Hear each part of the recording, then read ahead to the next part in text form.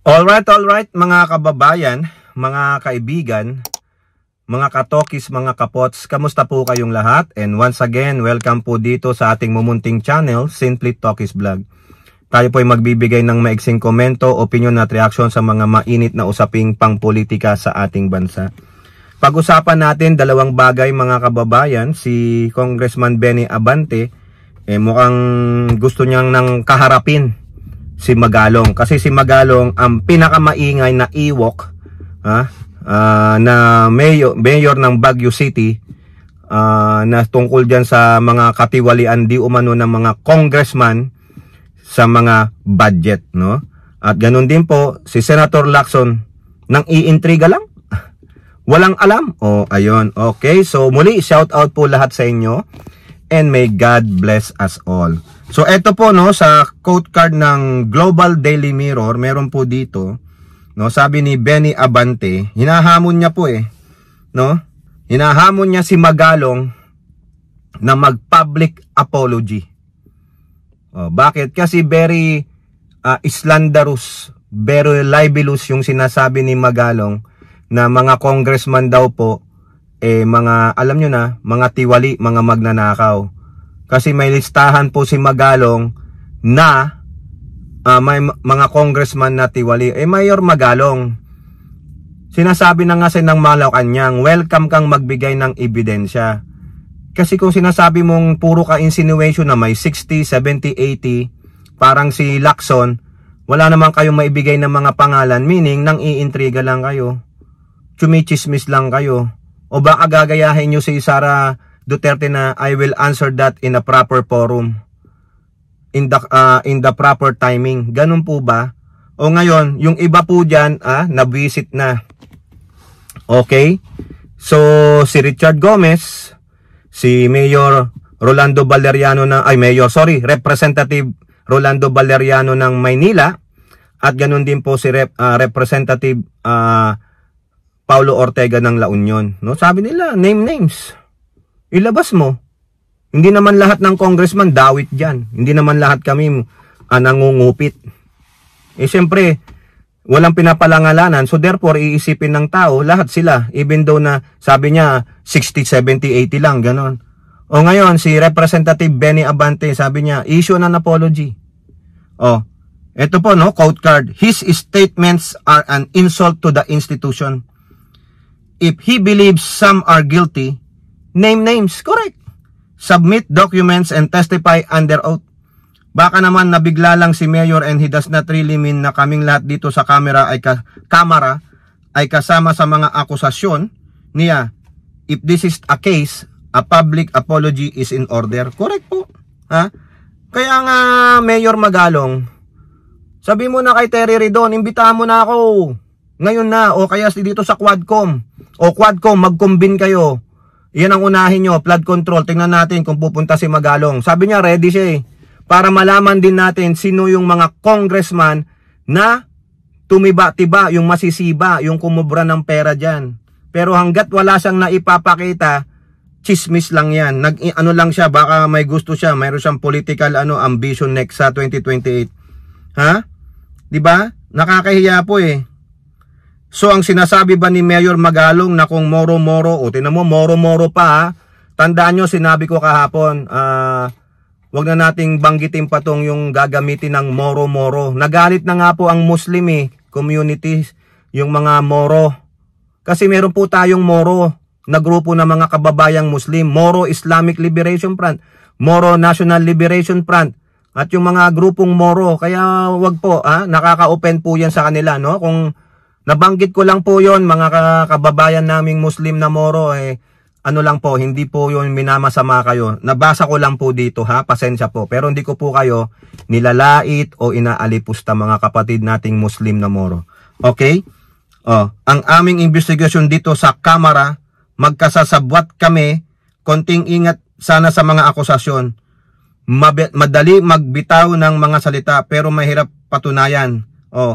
He added, kung talagang naniniwala siya na may guilty sa amin, ilan sa amin dito, huwag sana niyang lahatin. His statements are an insult to the institution that we work hard to preserve and promote. Sana bawiin na rin ni Mayor ang kanyang mga sinabi. Ayan. Ha? Ayan ha. Okay. For me, baka naman, ayun, baka lang nabigla si Mayor. Okay.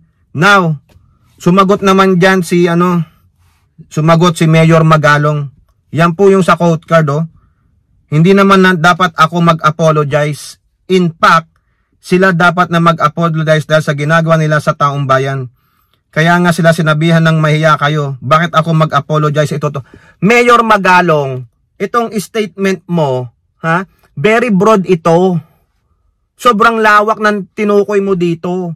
Bakit mag-a-apologize sa'yo ang lahat? Bakit mag-a-apologize sa amin ang lahat ng congressman o congresswoman o members of the House of Representatives kung hindi naman sila lahat ang pinatatunayan mo? Tama naman si Benny Abante dito. Sa pananalita mo, sa binigay mong mga statement, we are alluded na sila lahat yun. Kung sila lahat yun, babatikusin ko. Hanggang ngayon, wala kang nailalabas na pangalan. Wala kang nailalabas na pruweba na lahat sila ay may katiwalaan dito. Ngayon, ikaw pa ang matapang ka naman pala hindi sa kinakampihan ko si Benny Abante. Masakit din po ito sa mga miyembro ng Kamara de Representantes na walang kinalaman dito sa budget. Na hindi naman sila magnanakaw o nangupit. Na talaga namang wala po kaming alam dyan. Kami po kung ano lang yung budget na hiningin namin, yun ang binigay sa amin. Di ba wala po kaming malakihang proyekto tulad ng kami may kinalaman sa DPWH. Iba po yung proyekto namin, edukasyon. Sa DSWD. Ganon, maliliit lang po na proyekto. Di ba, Mayor Magalong, come on. Wake up. Di ba? Ikaw pa ang nagmalaki ngayon, ha? Ito na ang depensa niya. Alam naman nila kung sino sa kasama nila. Hindi nga, mahirap nga Mayor Magalong, for the benefit of the public din. Kumbaga sinisira mo ang Kongreso as a whole. Kung mas maganda pangalanan mo, be specific para sila ang matira. Dito, sa ginagawa ninyo, kasama mo si Lacson, ang sira dito ay buong Kongreso. Hanggat wala kayong napapangalanan, ang sira dito ay ang Kamara de Representantes. Ha? Magalong claim, alam naman nila kung sino sila. Alam ko na hindi lahat. Marami rin matitinod yan sa Kongreso. Pero sila, kapwa nilang kung kilala na. Bakit sila ang magbibigay sa iyo ng pruweba, Mayor Magalong?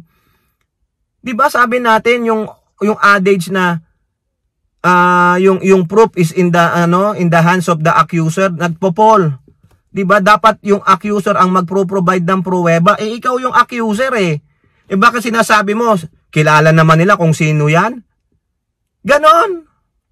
Gusto mo pa maging whistleblower yung congressman o congresswoman? Ikaw ang nag-akusa 'di ba? Mayor Magalong, kung matapang ka, ilabas mo kasi. Ha? Puro ka naman akusan, tagal-tagal mo na yatang hawak yan Panahon pa yata ni Duterte, hindi mo pa nailalabas yan. Ano ba naman yan?